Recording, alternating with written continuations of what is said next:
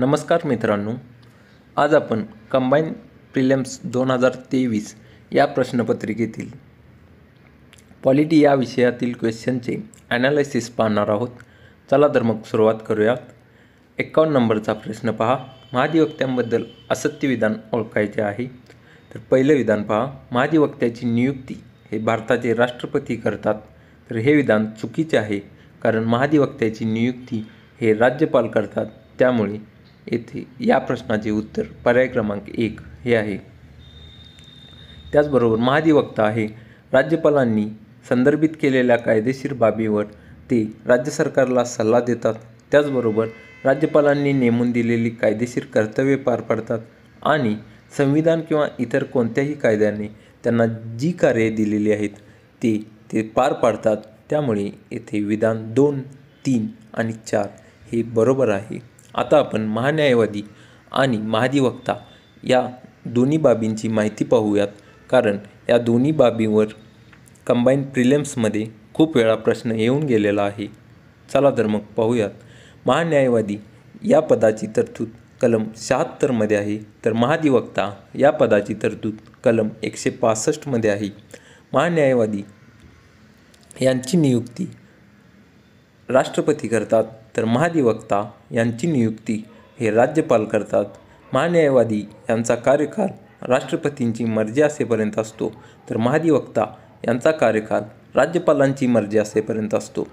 महान्यायवादीसाठी पात्रता ही सर्वोच्च न्यायालयाच्या न्यायाधीशांप्रमाणे असते, म्हणजेच ती व्यक्ती भारतीय नागरिक असली पाहिजे आणि त्या व्यक्तीने उच्च न्यायालयात किमान 5 वर्षे न्यायाधीश या पदावर काम केलेले असावे किंवा उच्च न्यायालयात किमान 10 वर्षे त्यांनी वकिली केलेली असावी किंवा तो व्यक्ती राष्ट्रपतींच्या मते अग्रगण्य कायदेतज्ञ असावा. तर महाधिवक्ता या पदाची पात्रता ही उच्च न्यायालयांच्या न्यायाधीशाप्रमाणे असते, म्हणजेच ती व्यक्ती भारतीय नागरिक असली पाहिजे आणि त्या व्यक्तीने न्यायिक पदावर 10 वर्षे काम केलेले असावे किंवा उच्च न्यायालयात त्या व्यक्तीने 10 वर्षे वकिली केलेली असावी. महान्यायवादी यांचे वेतन हे राष्ट्रपती ठरवतील त्याप्रमाणे असते, तर महाधिवक्ता यांचे वेतन राज्यपाल ठरवतील त्याप्रमाणे असते. पुढचा प्रश्न पहा. भारतातील उच्च न्यायालयाबाबत खालीलपैकी कोणते विधान बरोबर नाही? तर चुकीचे विधान ओळखायचं आहे आपल्याला. पहिले विधान पहा. उच्च न्यायालय जनहित याचिकांशी संबंधित याचिका स्वीकारू शकतात. तर हे विधान बरोबर आहे, कारण उच्च न्यायालय जनहित याचिका स्वीकारू शकतात. दुसरं विधान बरोबर आहे, कारण उच्च न्यायालयाच्या न्यायाधीशांची नियुक्ती हे राष्ट्रपती करतात. तिसरं विधान चुकीचं आहे, कारण राज्याचे राज्यपाल उच्च न्यायालयाच्या न्यायाधीशांची नियुक्ती करत नाहीत, तर राष्ट्रपती करतात. त्यामुळे या प्रश्नाचे उत्तर पर्याय क्रमांक 3 हे आहे. चौथे विधान पहा. उच्च न्यायालयाच्या न्यायाधीशांचे निवृत्तीचे वय 62 आहे. हे विधान देखील बरोबर आहे. 15व्या घटनादुरुस्तीनुसार उच्च न्यायालयाच्या न्यायाधीशांचे निवृत्तीचे वय हे 60 वर्षावरून 62 वर्षे करण्यात आले होते. हे देखील लक्षात ठेवा. आता आपण सर्वोच्च न्यायालय आणि उच्च न्यायालय याची माहिती पाहूयात थोडक्यात.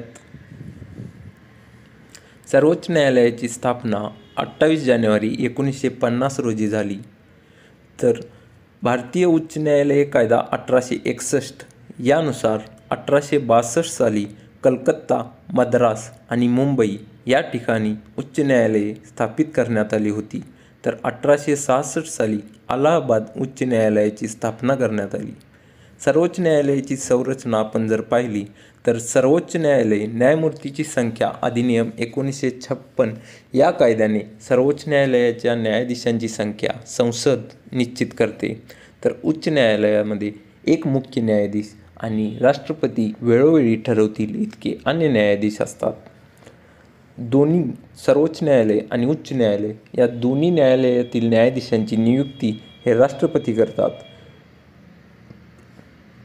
सर्वोच्च न्यायालयातील न्यायाधीशांना शपथ राष्ट्रपती देतात, तर उच्च न्यायालयातील न्यायाधीशांची शपथ हे राज्यपाल देतात. सर्वोच्च न्यायालयातील न्यायाधीशांचा कार्यकाल जर आपण पाहिला, तर सर्वोच्च न्यायालयातील न्यायाधीश 65 वर्षे पूर्ण होईपर्यंत आपल्या पदावर राहू शकतात. जर त्यांच्या वयाबाबत एखादा प्रश्न उपस्थित झाला तर तो प्रश्न संसदेने ठरवलेले प्राधिकरण पार पाडते. उच्च न्यायालयाचं जर आपण पाहिलं तर उच्च न्यायालयाचे न्यायाधीश हे 62 वर्षे पूर्ण होईपर्यंत आपल्या पदावर राहू शकतात आणि जर त्यांच्या वयाबाबत कोणताही प्रश्न उपस्थित झाला तर तो प्रश्न राष्ट्रपती सरन्यायाधीशांसोबत विचारविनिमय करून सोडवतात. दोन्ही न्यायालयांचे न्यायाधीश हे आपला राजीनामा राष्ट्रपतींकडे देतात. दोन्ही न्यायालयांच्या न्यायाधीशांना पदच्युती करण्याची प्रक्रिया ही एकच आहे. न्यायाधीश चौकशी कायदा 1968 नुसार दोन्ही न्यायालयांच्या न्यायाधीशांवर महाभियोग चालवून राष्ट्रपती न्यायाधीशांना पदावरून दूर करू शकतात. आता आपण सर्वोच्च न्यायालयासंबंधी जर आपण पाहिलं तर येथे पहा, प्रभारी सरन्यायाधीश यांची नियुक्ती हे राष्ट्रपती करतात, तर हंगामी न्यायाधीश, निवृत्त न्यायाधीश आणि सर्वोच्च न्यायालयाचे स्थान या बाबी हे सरन्यायाधीश ठरवतात. फक्त प्रभारी सरन्यायाधीश यांची नियुक्ती राष्ट्रपती करतात. बाकीच्या तिन्ही बाबी हे सरन्यायाधीश राष्ट्रपतींची विचारविनिमय करून सोडवतात. तर उच्च न्यायालयाबाबत जर आपण पाहिलं तर प्रभारी मुख्य न्यायाधीश, अतिरिक्त आणि प्रभारी न्यायाधीश तसेच न्यायाधीशांच्या बदल्या या तिन्ही बाबी राष्ट्रपती बघतात. फक्त निवृत्त न्यायाधीश यांची जर नियुक्ती करायची असेल तर ते उच्च न्यायालयाचा मुख्य न्यायाधीश हे करतात. या बाबतीत खूप कन्फ्युजन होतं, त्यामुळं या दोन्ही न्यायालयांच्या बाबी एकाच ठिकाणी मी देण्याचा प्रयत्न करत आहे. तुम्ही व्यवस्थित समजून घ्या. त्याचबरोबर वेगवेगळे कलम आहेत, ते कलम देखील तुम्ही येथे लक्षात ठेवा.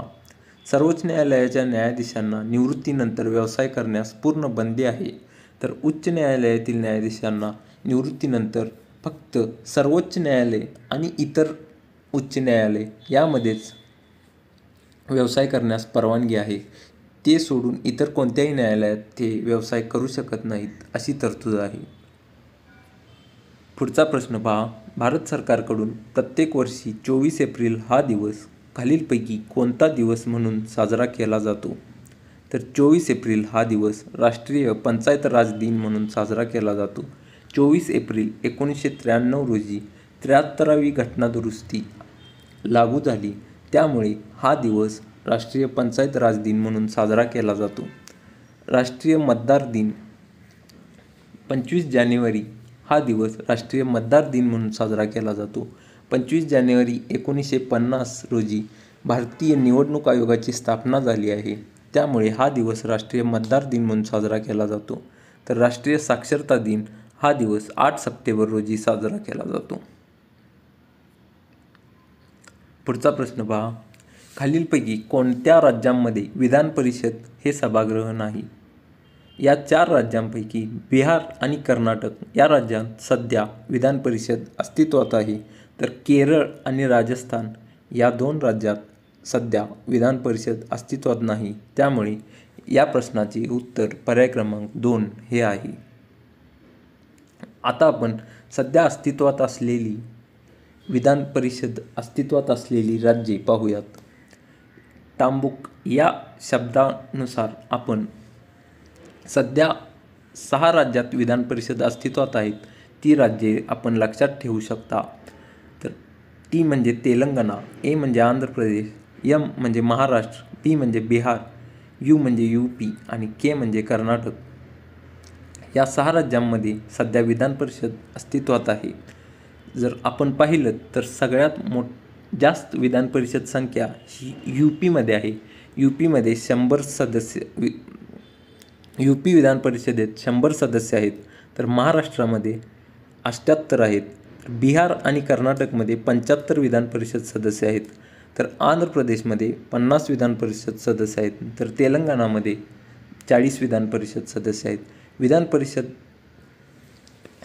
विधान परिषदेची सदस्य संख्या जर आपण पाहिली तर किमान 40 ते विधानसभेच्या सदस्य संख्येच्या 1/3 एवढे असतात, म्हणजे किमान 40 किंवा जास्तीत जास्त विधान परिषदेच्या सदस्य संख्येच्या 1/3 एवढी विधान परिषदेची सदस्य संख्या असते. विधान परिषद स्थापन करण्याची तरतूद ही घटनेतील कलम 169 मध्ये आहे. जर कोणत्याही राज्याच्या विधानसभेने विशेष बहुमताने ठराव पारित करून संसदेकडे शिफारस केली आणि संसदेने साध्या बहुमताने त्या ठरावास मंजुरी दिली तर कोणत्याही राज्यात विधान परिषद अस्तित्वात येऊ शकते. पुढचा प्रश्न पहा, जोड्या लावा आहे. वेगवेगळ्या घटनादुरुस्त्या आणि त्यातील तरतुदी असा प्रश्न आहे. 61व्या घटनादुरुस्तीनुसार मतदारांचे वय 21 वरून 18 वर्षे केलेले आहे. 44व्या घटनादुरुस्तीनुसार राष्ट्रपती, उपराष्ट्रपती आणि पंतप्रधान यांच्या निवडणुकीविषयीचा वाद सर्वोच्च न्यायालय व उच्च न्यायालयात करता येईल अशी तरतूद केली होती. 41व्या घटनादुरुस्तीनुसार राज्य लोकसेवा आयोगातील सदस्यांचे सेवानिवृत्तीचे वय 60 वरून 62 वर्षे करण्यात आले होते. तर 73व्या घटनादुरुस्तीनुसार त्रिस्तरीय पंचायत राज व्यवस्था लागू करण्यात आली होती.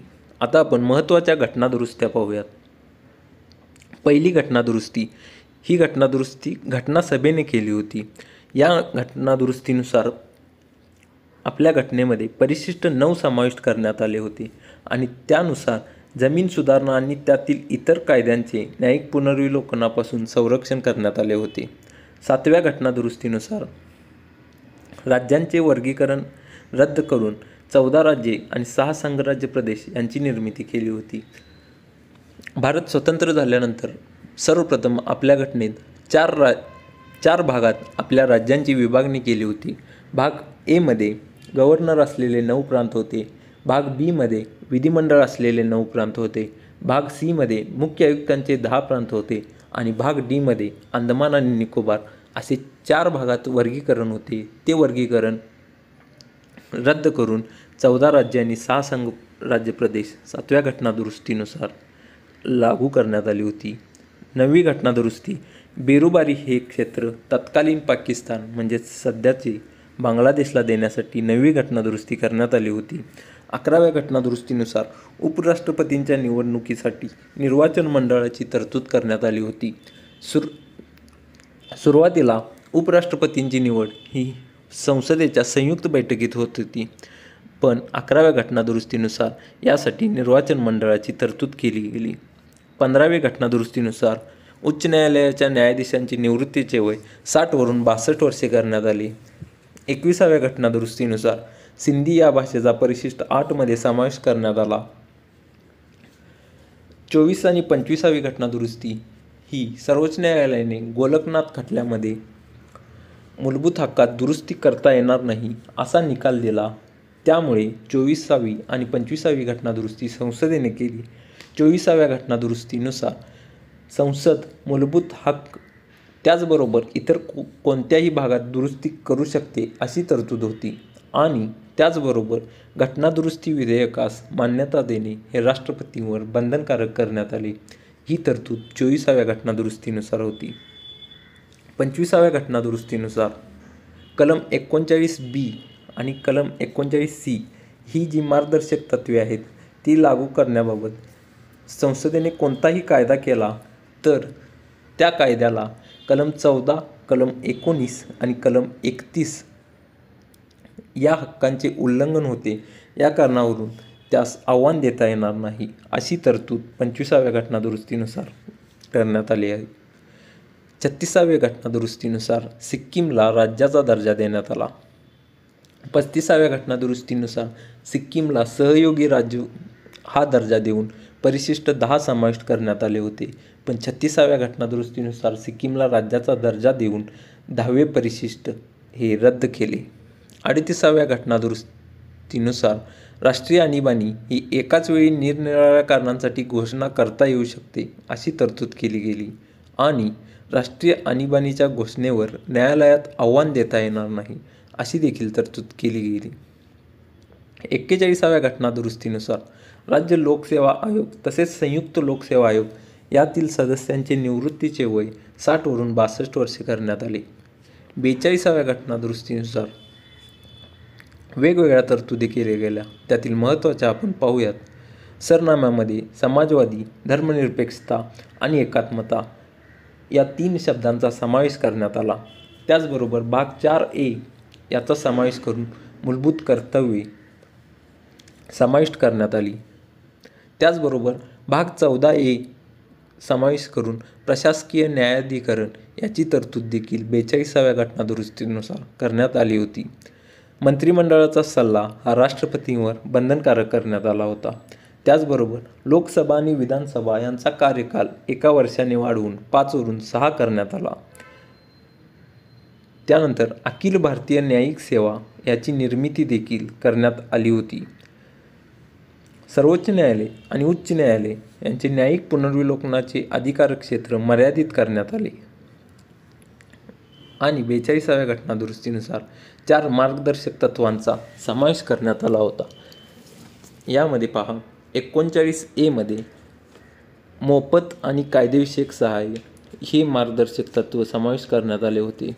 43A या कलमामध्ये औद्योगिक व्यवस्थापनात कामगारांचा सहभाग या कलमाचा समावेश करण्यात आला होता. तर 48A या कलमानुसार पर्यावरण सुधारणे, त्याचे संरक्षण करणे आणि वने व वन्यजीव यांचे संरक्षण करणे ही तरतूद करण्यात आली होती.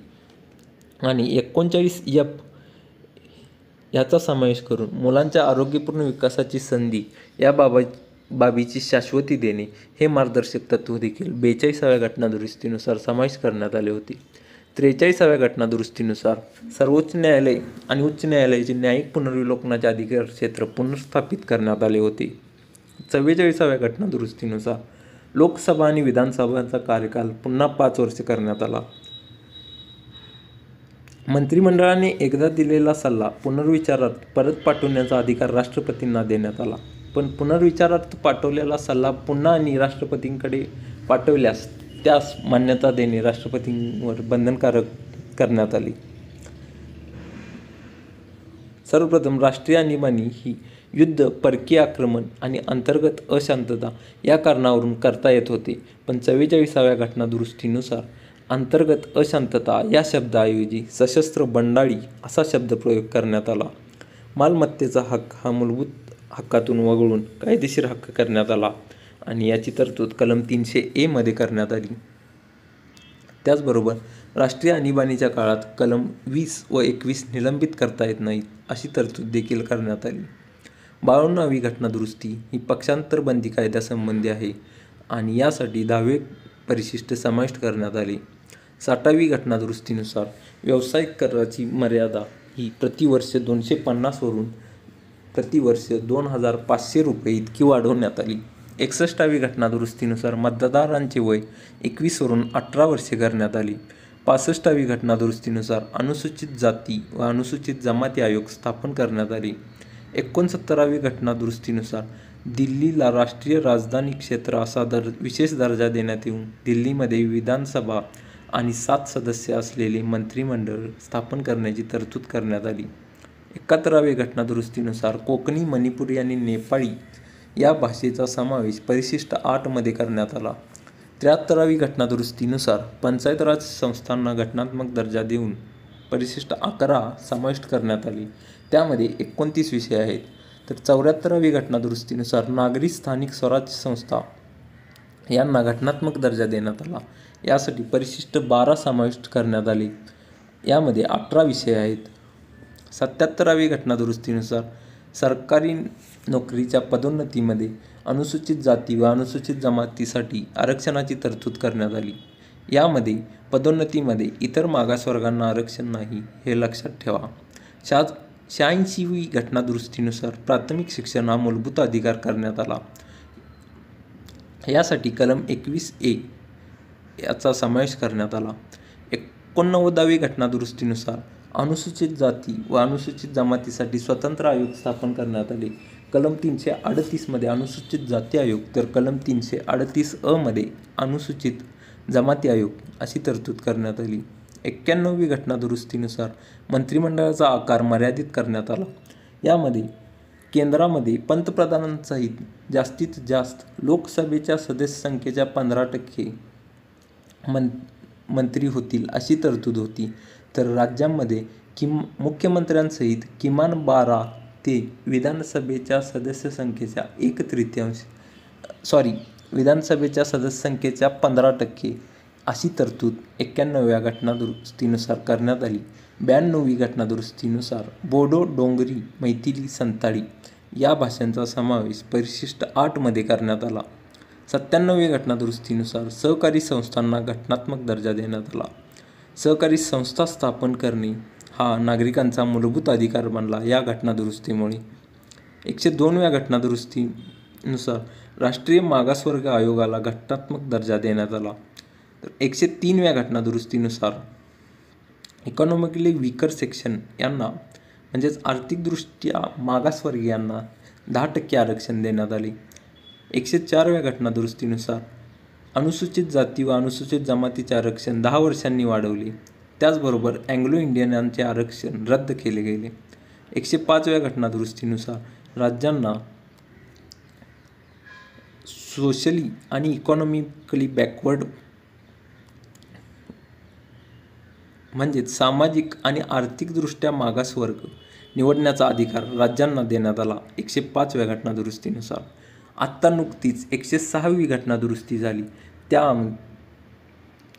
त्यानुसार महिलांना लोकसभा, राज्यांच्या विधानसभा तसेच दिल्लीच्या विधानसभेमध्ये 33% आरक्षण मिळाले. या घटनादुरुस्तीस आपले पंतप्रधान नरेंद्र मोदी यांनी नारी शक्ती वंदन अधिनियम असे नाव दिले आहे. ते देखील लक्षात ठेवा. 56 नंबरचा प्रश्न पहा. सरपंचाचे अधिकार आणि कर्तव्ये याबाबत अयोग्य विधान ओळखायचं आहे. अ विधान पहा. ग्रामसभेत मंजूर झालेल्या ठरावांची अंमलबजावणी करणे हे विधान बरोबर आहे, कारण ग्रामसभेत जे ठराव पारित होतात त्याची अंमलबजावणी करणे हे सरपंचांचे कर्तव्य असते. ब विधान पहा. ग्रामपंचायतीच्या मालमत्तेचे संरक्षण करणे हे देखील विधान बरोबर आहे, कारण ग्रामपंचायतीची जी मालमत्ता असते त्याचे संरक्षण करणे हे सरपंचांचे कर्तव्य असते. क विधान पहा. ग्रामपंचायतीच्या क्षेत्रातील प्राथमिक शाळांवर देखरेख ठेवणे. येथे हे विधान जर आपण काळजीपूर्वक वाचलं असतात तर आपल्या असे लक्षात येईल की ग्रामपंचायतीच्या क्षेत्रात एखाद्या खाजगी संस्थेचे देखील प्राथमिक शाळा असू शकते. इथे सरकारी प्राथमिक शाळा असा उल्लेख नाही. त्यामुळं आपण जर असा विचार केला असता की खाजगी संस्थेचे प्राथमिक शाळेवर सरपंच हे देखरेख करू शकतील का, असा जर आपण विचार केला तर आपल्याला समजू शकलं असतं की हे विधान चुकीचं आहे. त्यामुळे येथे क हे विधान चुकीचे आहे. त्यामुळे या प्रश्नाचे उत्तर पर्याय क्रमांक 3 हे बरोबर आहे. पुढचा प्रश्न पहा. खालीलपैकी कोण सरकारी आयोगाचे सदस्य नव्हते? 1983 साली केंद्र सरकारने केंद्र राज्य संबंधी शिफारस करण्यासाठी RS सरकारिया यांच्या अध्यक्षतेखाली एक आयोग नेमला होता. हा आयोग 3 सदस्यीय होता. यामध्ये RS सरकारिया हे या आयोगाचे अध्यक्ष होते. त्याचबरोबर श्री बी शिवरामन आणि डॉक्टर SR सेन हे 2 सदस्य होते. तर रामा सुब्रमण्यम हे या आयोगाचे सचिव होते.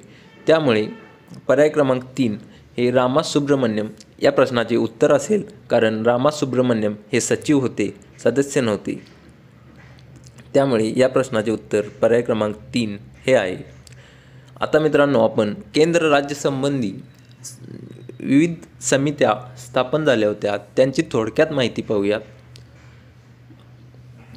1966 साली मोरारजी देसाई यांच्या अध्यक्षतेखाली प्रशासकीय सुधारणा आयोग स्थापन केला होता. या आयोगाने केंद्र राज्य संबंधी काही शिफारसी केल्या होत्या. त्यामध्ये आंतरराज्यीय परिषदेची स्थापना करावी आणि राज्यांकडे जास्तीत जास्त अधिकार सोपवणे या महत्त्वाच्या शिफारसी या प्रशासकीय सुधारणा आयोगाने केल्या होत्या. त्यानंतर तामिळनाडू सरकारने 1969 साली राजमन्नार समिती स्थापन केली होती. या समितीत लक्ष्मणस्वामी मुदलियार आणि PC चंद्रा रेड्डी हे इतर 2 सदस्य होते. या समितीने केलेल्या शिफारसी पहा. आंतरराज्य परिषदेची स्थापना करावी, त्याचबरोबर अखिल भारतीय सेवा रद्द करावी, कलम 356 म्हणजेच राष्ट्रपती राजवट पूर्णतः रद्द करावी अशी शिफारस या समितीने केली होती. त्याचबरोबर उर्वरित अधिकार हे राज्यांना द्याव्यात अशी शिफारस देखील या समितीने केली होती. त्यानंतर पुढचा बघा, आनंदपूर साहिब ठराव. 1973 साली पंजाबमध्ये आनंदपूर साहिब येथे एक सभा झाली होती आणि त्या सभेत ठराव पारित करण्यात आला होता जो केंद्र राज्य संबंधी होता. त्यालाच आनंदपूर साहिब ठराव असे म्हटले होते. त्यानंतर 1977 साली पश्चिम बंगालने केंद्राकडे एक निवेदनपत्र देऊन केंद्र राज्य संबंधी शिफारस करण्यात आली होती. ते देखील आपण पाहू शकता. त्यानंतर 1983 साली RS सरकारी यांच्या अध्यक्षतेखाली एक समिती स्थापन करण्यात आली होती. या समितीने 27 ऑक्टोबर 1987 रोजी आपला अहवाल सादर केला. यामध्ये 247 शिफारसी होत्या. त्यातील काही महत्त्वाच्या शिफारसी आपण पाहूयात. यामध्ये कलम 263 नुसार कायमस्वरूपी आंतरराज्य परिषद स्थापन करणे ही शिफारस होती. याच शिफारसीचा आधार घेऊन केंद्राने 1990 साली आंतरराज्य परिषद स्थापन केली होती. त्यानंतर पहा, अखिल भारतीय सेवा अधिक प्रबल करून अशा अजून सेवा निर्माण कराव्यात ही एक महत्त्वाची शिफारस या समितीने केली होती. त्यानंतर कर आकारण्याचे उर्वरित अधिकार केंद्राकडे व इतर उर्वरित अधिकार हे समवर्ती सूचीत समाविष्ट करण्यात यावेत अशी शिफारस देखील या आयोगाने केली होती. त्यानंतर राज्यपाल नियुक्तीसाठी मुख्यमंत्र्यांशी विचारविनिमय करावा ही शिफारस देखील या समितीने केली होती. त्यानंतर आता पंच आयोग पहा. एप्रिल 2007 मध्ये केंद्राने 5 सदस्यीय समिती स्थापन केली होती. या समितीचे अध्यक्ष भारताचे माजी सरन्यायाधीश मदन मोहन पंची हे होते. तर या आयोगातील सदस्य पहा, धीरेंद्र सिंग, विनोद कुमार दुग्गल, डॉक्टर अमरीश बागची आणि प्राध्यापक NR माधव मेनन हे सदस्य होते. डॉक्टर अमरीश बागची यांच्या निधनानंतर विजय शंकर यांची सदस्य म्हणून निवड करण्यात आली होती. हे देखील लक्षात ठेवा. पुढचा प्रश्न पहा, निवडणूक आयोगासंबंधी आहे. निवडणूक आयोगाची कर्तव्ये कोणत्या कलमात निवडणूक आयोगाची कर्तव्ये स्पष्ट करण्यासाठी कोणत्या कलमात सुधारणा करण्यात आली आहे असा प्रश्न आहे. आपण जर पाहिलं तर घटनेतील भाग 15 मध्ये कलम 324 मध्ये निवडणूक आयोगाची तरतूद करण्यात आली आहे. त्यामुळे त्याची कर्तव्ये स्पष्ट करण्यासाठी हे कलम 324 भाग 15 मध्ये सुधारणा करण्यात येणार. त्यामुळे या प्रश्नाचे उत्तर पर्याय क्रमांक 2 हे बरोबर आहे. कलम 324 भाग 15. आता आपण निवडणूक आयोगाबद्दल थोडक्यात माहिती पाहूयात. राज्यघटनेतील भाग 15 मध्ये कलम 324 ते कलम 329 या कलमामध्ये निवडणुकीसंबंधी तरतूद आहे. त्यातील कलम 324 मध्ये निवडणूक आयोगासंबंधी तरतूद आहे. भारतीय निवडणूक आयोग हा राष्ट्रपती, उपराष्ट्रपती, लोकसभा, राज्यसभा तसेच राज्यांच्या विधानसभा व विधान परिषदेच्या निवडणुकीवर देखरेख, मार्गदर्शक आणि नियंत्रण करतो.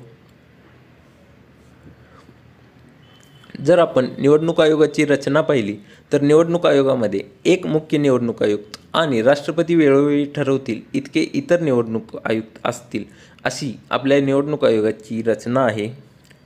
आपण जर पाहिलं तर 16 ऑक्टोबर 1989 पर्यंत भारतीय निवडणूक आयोग हा एक सदस्यीय होता. पण 16 ऑक्टोबर 1989 रोजी 61व्या घटनादुरुस्तीनुसार जे मतदारांचे वय 21 वरून 18 केले होतं, हे वाढलेलं काम करण्यासाठी आपला निवडणूक आयोग हा 3 सदस्यीय करण्यात आला होता. पुन्हा जानेवारी 1990 मध्ये जे 2 इतर निवडणूक आयुक्त नेमले होते ती 2 पदे रद्द करण्यात आली होती. पण 1 ऑक्टोबर 1993 रोजी पुन्हा आणखी 2 निवडणूक आयुक्त नियुक्त केले होते. त्यानंतर आजपर्यंत भारतीय निवडणूक आयोग हा 3 सदस्यीय आहे. जर आपण निवडणूक आयुक्तांचा कार्यकाल पाहिला तर त्यांचा कार्यकाल हा 6 वर्षे किंवा वयाची 65 वर्षे पूर्ण होईपर्यंत यापैकी जे अगोदर पूर्ण होईल तोपर्यंत ते आपल्या पदावर राहतात. त्यानंतर पुढचा प्रश्न पहा, जोड्या लावा होता. एका बाजूला तत्त्वज्ञ होते आणि दुसऱ्या बाजूला ती ज्या देशाचे आहेत ते देश होता. यातील चौथा तत्त्वज्ञ जर पाहिला आपण रुसो, ज्यांनी सोशल कॉन्ट्रॅक्ट थेरी मांडली, ते फ्रेंच राज्यक्रांतीचे जनक होते. या एकाच पर्यायावरून आपल्याला याचं उत्तर मिळून जाईल, कारण 4B असा एकच पर्याय 2 नंबरचा आहे. त्यामुळे येथे पर्याय क्रमांक 2 हे याचे उत्तर आहे. थॉमस हॉब्ज हे ब्रिटिश तत्त्वज्ञ आहेत. फ्रेडरिक हायेक हे अँग्लो ऑस्ट्रियन तत्त्वज्ञ आहेत. तसेच रॉबर्ट नॉझिक हे अमेरिकन तत्त्वज्ञ आहेत. फक्त यांची नावे आणि ते कोणत्या देशाचे आहेत एवढंच लक्षात ठेवा मित्रांनो. याबद्दल हा प्रश्न आला आहे म्हणून इतर कोणतीही माहिती यांच्याबद्दल उपलब्ध करून ते लक्षात ठेवणं इथं गरजेचं नाही. चला तर मग पुढचा प्रश्न पहा. भारताच्या संविधान परिषदेच्या कार्याविषयीच्या समितीचे अध्यक्ष कोण होते? येथे पहा, संविधान परिषदेच्या कार्याविषयीच्या समितीचे अध्यक्ष, तर याचे उत्तर GV मावळंकर पर्याय क्रमांक 4 हे आहे. आपण भारताच्या घटना समितीने एकूण 22 समित्या नेमल्या होत्या. त्यातील काही समित्यांचे अध्यक्ष पाहूयात. तर संघराज्य अधिकार समिती तसेच संघराज्य राज्यघटना समितीचे अध्यक्ष हे जवाहरलाल नेहरू होते. तर प्रांतिक राज्यघटना समितीचे अध्यक्ष हे सरदार पटेल होते. मसुदा समितीचे अध्यक्ष डॉक्टर बाबासाहेब आंबेडकर हे होते. तर मूलभूत अधिकार आणि अल्पसंख्याक व आदिवासी समितीचे अध्यक्ष हे सरदार पटेल होते. तर मूलभूत अधिकार उपसमितीचे अध्यक्ष JB कृपलानी होते. तर अल्पसंख्याक उपसमितीचे अध्यक्ष हे HC मुखर्जी हे होते. कामकाज प्रक्रिया नियम समितीचे अध्यक्ष हे डॉक्टर राजेंद्र प्रसाद होते. तर कामकाज क्रम समितीचे अध्यक्ष हे KM मुन्शी होते. तर घटना समितीच्या कार्याविषयीचे समितीचे अध्यक्ष हे GV मावळंकर हे होते. हे लक्षात ठेवा. त्यानंतर संस्थाने समिती म्हणजे संस्थानांबरोबर वाटाघाटी करण्याची जी समिती होती त्याचे अध्यक्ष हे जवाहरलाल नेहरू होते. तर सुकाणू समितीचे अध्यक्ष हे डॉक्टर राजेंद्र प्रसाद हे होते. वित्त व कर्मचारी या समितीचे अध्यक्ष डॉक्टर राजेंद्र प्रसाद हे होते. राष्ट्रध्वज संबंधी हंगामी समिती होती, त्याचे अध्यक्ष देखील डॉक्टर राजेंद्र प्रसाद हेच होते. गृह समितीचे अध्यक्ष पट्टाभी सीतारामय्या हे होते. अधिकारपत्रे समितीचे अध्यक्ष आल्हादी कृष्णस्वामी अय्यर हे होते. सुप्रीम कोर्टाबाबत जी हंगामी समिती होती त्याचे अध्यक्ष हे S वरदाचारी हे होते. त्यानंतर प्रांतांच्या मुख्य आयुक्तांची समिती याचे अध्यक्ष हे B पट्टाभी सीतारामय्या हे होते. त्याचबरोबर भारतीय राज्यघटनेतील आर्थिक तरतुदीविषयक तत्त्वांची जी समिती होती त्याचे अध्यक्ष हे नलिनी रंजन सरकार हे होते. त्यानंतर भाषा व प्रांत समितीचे अध्यक्ष S.K. दार हे होते. तर घटनेचा मसुदा परीक्षण करणारी जी विशेष समिती होती त्याचे अध्यक्ष हे जवाहरलाल नेहरू होते. त्यानंतर वृत्तपत्र कक्ष समितीचे अध्यक्ष हे उषानाथ सेन होते. तर नागरिकत्वावरील येतदर समितीचे अध्यक्ष हे S वरदाचारी होते. या समित्या आणि याचे अध्यक्ष खूप महत्त्वाचे आहे. तर मित्रांनो हे तुम्ही लक्षात ठेवा. पुढचा प्रश्न पहा. संविधान परिषदेच्या सल्लागार शाखेने भारतीय राज्यघटनेचा पहिला मसुदा ... मध्ये तयार केला. इथे जर पाहिलं तर आपल्या मसुदा समितीची स्थापना ही 29 ऑगस्ट 1947 रोजी झाली होती. त्यामुळे पर्याय क्रमांक 1 आणि पर्याय क्रमांक 2 हे इलिमिनेट होतात. तर आपण पाहिलं तर पर्याय क्रमांक 3 आणि पर्याय क्रमांक 4 मधील आपण कोणतंही लिहू शकतो. पण जर आपण इथं व्यवस्थित विचार केला तर 29 ऑगस्ट 1947ला स्थापना झाल्यानंतर समितीने थोडा वेळ तरी घेतला असणार आहे की पहिला मसुदा तयार करण्यासाठी. किमान 1 महिना तरी त्यांना लागला असणार आहे. तर आपण इथे पाहिलं तर 29 ऑगस्ट 1947 पासून सप्टेंबर लगेच 3 दिवसात सप्टेंबर महिना चालू झालेला. त्यामुळं आपण जर इथं पाहिलं तर व्यवस्थित विचार केला करून जर लिहिला असता तर पर्याय क्रमांक 4 ऑक्टोबर 1947 हे या प्रश्नाचे उत्तर आहे. आता आपण मसुदा समितीविषयी माहिती पाहूयात. मसुदा समितीची स्थापना 29 ऑगस्ट 1947 रोजी झाली होती.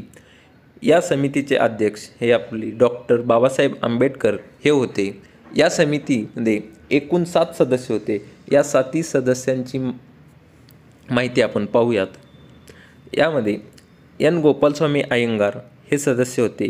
त्यानंतर आल्हादी कृष्णस्वामी अय्यर, त्याचबरोबर डॉक्टर के.एम. मुन्शी, त्यानंतर सईद मोहम्मद सादुल्ला हे या मसुदा समितीचे उपाध्यक्ष होते. त्यानंतर एन माधवराव आणि टी कृष्णामाचारी हे 7 सदस्य मसुदा समितीचे सदस्य होते. यासाठी एक ट्रिक आहे. यांच्या इनिशियल लेटरवरून BGA, MS, NT हे देखील आपण लक्षात ठेवू शकता. या 7 सदस्यांची माहिती आपण लक्षात ठेवा, कारण खालीलपैकी कोण मसुदा समितीचे सदस्य नाहीत किंवा खालीलपैकी कोण मसुदा समितीचे सदस्य आहेत, या प्रकारचे प्रश्न खूप वेळेस आयोगाने विचारलेला आहे. त्यामुळे या सदस्यांची माहिती आपण लक्षात ठेवणं गरजेचं आहे. पुढचा प्रश्न पहा. मार्गदर्शक तत्त्वांचा अनुच्छेदाच्या क्रमांकानुसार योग्य क्रम लावायचा आहे. जर पाहिलं तर पर्यावरणाचे संरक्षण व सुधारणा हे कलम 48A मध्ये आहे. त्यानंतर जनतेचे राहणीमान व सार्वजनिक आरोग्य सुधारणे हे कलम 47 मध्ये आहे. त्यानंतर अनुसूचित जाती, जमाती आणि दुर्बल घटकांच्या आर्थिक हितांचे रक्षण करणे हे कलम 46 मध्ये आहे. तर समान नागरिक कायदा लागू करणे हे कलम 44 मध्ये आहे. त्यामुळे पर्याय क्रमांक 3 हे ड, क, ब, अ या प्रश्नाचे उत्तर आहे. आपण थोडक्यात मार्गदर्शक तत्त्वांच्या कलमांची माहिती पाहूया. कलम 36 मध्ये राज्य या संज्ञेची व्याख्या आहे. त्यानंतर कलम 37 मध्ये मार्गदर्शक तत्त्वांच्या अंमलबजावणीसाठी न्यायालयात जाता येत नाही, तर मार्गदर्शक तत्त्वांची अंमलबजावणी करणे हे सरकारचे कर्तव्य आहे, अशी तरतूद कलम 37 मध्ये आहे. त्यानंतर कलम 38 जर पाहिलं तर सामाजिक, आर्थिक आणि राजकीय न्यायातून समाजरचना करून लोकांच्या कल्याणाला चालना देणे आणि उत्पन्न, दर्जा, सोयी सवलती आणि संधी यांच्यातील विषमता कमी करणे अशी तरतूद कलम 38 मध्ये आहे. ही विषमता कमी करणे ही तरतूद 44व्या घटनादुरुस्तीनुसार समावेश करण्यात आले आहे, हे देखील लक्षात ठेवा. त्यानंतर कलम 39 मध्ये 6 तत्त्वे आहेत. त्यानंतर कलम 39A मध्ये समान न्याय व मोफत कायदेविषयक सहाय्य ही तरतूद आहे. कलम 40 मध्ये ग्रामपंचायत स्थापन करणे ही तरतूद आहे. कलम 41 मध्ये बेकारी, वृद्धत्व, आजारपण आणि अपंगत्व या परिस्थितीमध्ये कामाचा, शिक्षणाचा आणि सार्वजनिक मदत मिळण्याच्या हक्काची हमी देणे अशी तरतूद आहे. कलम 42 मध्ये कामाबाबत न्याय, मानवी परिस्थिती आणि प्रसूतीविषयक सहाय्य अशी तरतूद आहे. त्यानंतर कलम 43 मध्ये सर्व कामगारांना उपजीविकेच्या वेतनाची हमी देणे अशी तरतूद आहे. तर कलम 43A मध्ये औद्योगिक व्यवस्थापनात कामगारांचा सहभाग सुनिश्चित करणे हे आहे. तर कलम 43B मध्ये सहकारी संस्था स्थापन करणे ही तरतूद आहे. कलम 44 मध्ये समान नागरी कायदा लागू करणे अशी तरतूद आहे. तर कलम 45 मध्ये 6 वर्षापर्यंतच्या बालकांचे संगोपन आणि शिक्षण यांची व्यवस्था करणे अशी तरतूद आहे.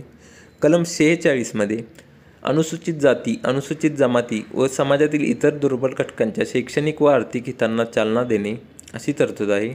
कलम 47 मध्ये पोषण आणि राहणीमान सुधारणे अशी तरतूद आहे. कलम 48 मध्ये शेती आणि पशुपालन संघटित करणे, तसेच कलम 48A मध्ये पर्यावरण सुधारणे, त्याचे संरक्षण करणे, वने व वन्यजीव याचे संरक्षण करणे. 49 मध्ये राष्ट्रीयदृष्ट्या महत्त्वाच्या स्मारकांचे संरक्षण करणे. कलम 50 मध्ये सार्वजनिक सेवांमध्ये न्यायव्यवस्था कार्यकारी विभागापासून विभक्त करणे आणि कलम 51 मध्ये आंतरराष्ट्रीय शांतता आणि सुरक्षा यांना चालना देणे अशी तरतूद आहे. तर मित्रांनो, मार्गदर्शक तत्त्वांची ही सर्व कलमे खूप महत्त्वाची आहेत. तर ही सर्व कलमे आपण पाठ करणं खूप गरजेचं आहे. यावर एखादा प्रश्न आला तर आपला चुकता कामा नये याची काळजी घ्या. पुढचा प्रश्न पहा. मॉन्टेग्यू चेम्सफोर्ड या नावाने ओळखला जाणारा भारतीय घटनात्मक सुधारणाविषयक अहवाल केव्हा प्रसिद्ध करण्यात आला? आता याचं उत्तर पर्याय क्रमांक 3 जुलै 1918 हे आहे. अशा प्रकारचा प्रश्न जर आला तर हे अहवाल कधी प्रसिद्ध केलं काय या पूर्ण गोष्टी पाठ करणं शक्य नाहीत. त्यामुळं हा प्रश्न आहे म्हणून सर्व अहवाल कधी आलं याचं सर्च करून त्याची माहिती काढणं हे इथे अपेक्षित नाही. एखादा प्रश्न असा येणार, तुम्ही असा प्रश्न स्किप केला तरी चालू शकतो. आता आपण मॉन्टेग्यू चेम्सफोर्ड कायद्यातील काही ठराविक तरतुदी पाहूयात. 1919 साली जो मॉन्टेग्यू चेम्सफोर्ड अहवालावर आधारित कायदा करण्यात आला त्यानुसार भारत मंत्र्यांचा पगार हा इंग्लंडच्या तिजोरीतून देण्यास सुरुवात झाला. या कायद्यानुसार हाय कमिशनर या नवीन पदाची तरतूद करण्यात आली होती. त्यानुसार पहिले हाय कमिशनर हे विल्यम हेयर हे होते, तर पहिले भारतीय हाय कमिशनर हे सर दादीबा मेरवानजी दलाल हे होते. या कायद्यानुसार प्रांतात द्विस्तरीय शासन पद्धती लागू करण्यात आली होती. तसेच या कायद्यानुसार केंद्रीय व प्रांतीय विषयांची विभागणी करण्यात आली होती आणि जे शेषाधिकार होते ते केंद्राकडे राखीव ठेवण्यात आले होते. तसेच या कायद्यानुसार केंद्रामध्ये द्विग्रही शासन पद्धती देखील लागू करण्यात आली होती. आता पुढचा प्रश्न पहा. मूलभूत हक्कांमधील कलमे आणि त्यांच्या जे अयोग्यरित्या जुळलेलं आहे ते आपल्याला ओळखायचं आहे. तर कलम 15 हे धर्म, वंश, जात, लिंग आणि जन्म ठिकाण यावरून भेदभावास बंदी घालतं. त्यामुळे भेदभाव करण्यास मनाई कलम 15 हे बरोबर आहे.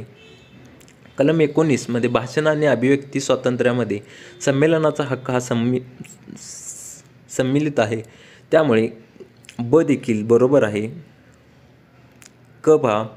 कलम 20 जीवित आणि संरक्षणाचा अधिकार हे चुकीचं आहे, कारण जीवित आणि संरक्षणाचा अधिकार हे कलम 21 मध्ये उल्लेख आहे.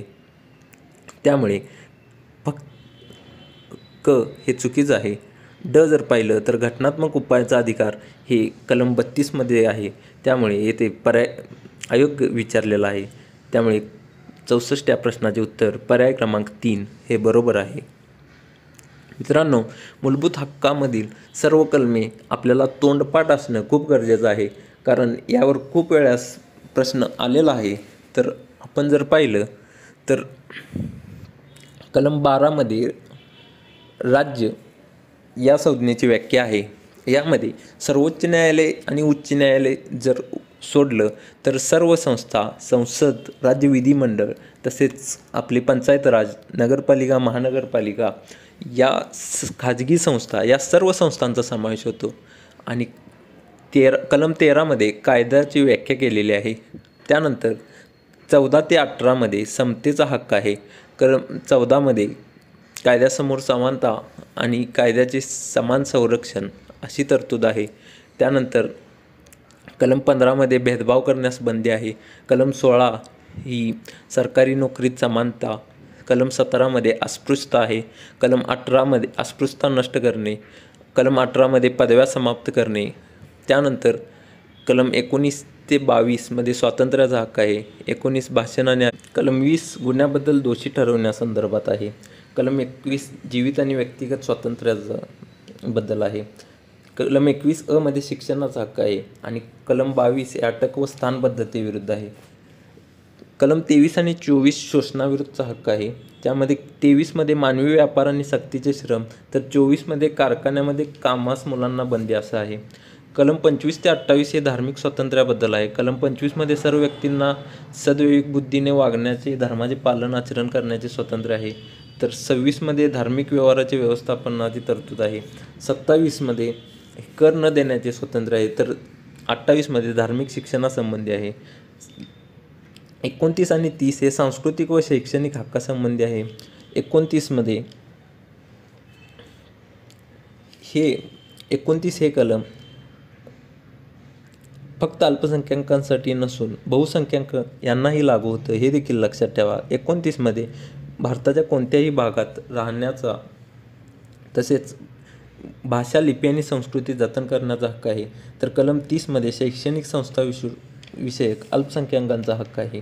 तर कलम 32 हे घटनात्मक उपाययोजनेचा हक्क आहे.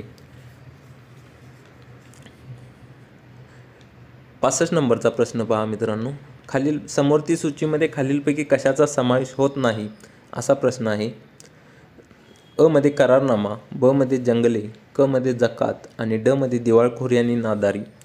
आपण जर इथे पाहिलं तर जकात हा राज्य सूचीमध्ये येतो, त्यामुळे बाकीचे तीनही समोरची सूचीत येतात. त्यामुळे या प्रश्नाचे उत्तर पर्याय क्रमांक 3 हे आहे. धन्यवाद मित्रांनो. आपण कंबाईन प्रिलिम्स 2023 या प्रश्नपत्रिकेतील पॉलिटी या प्रश्नाचे ॲनालिसिस करण्याचा एक प्रयत्न केलेला आहे. धन्यवाद.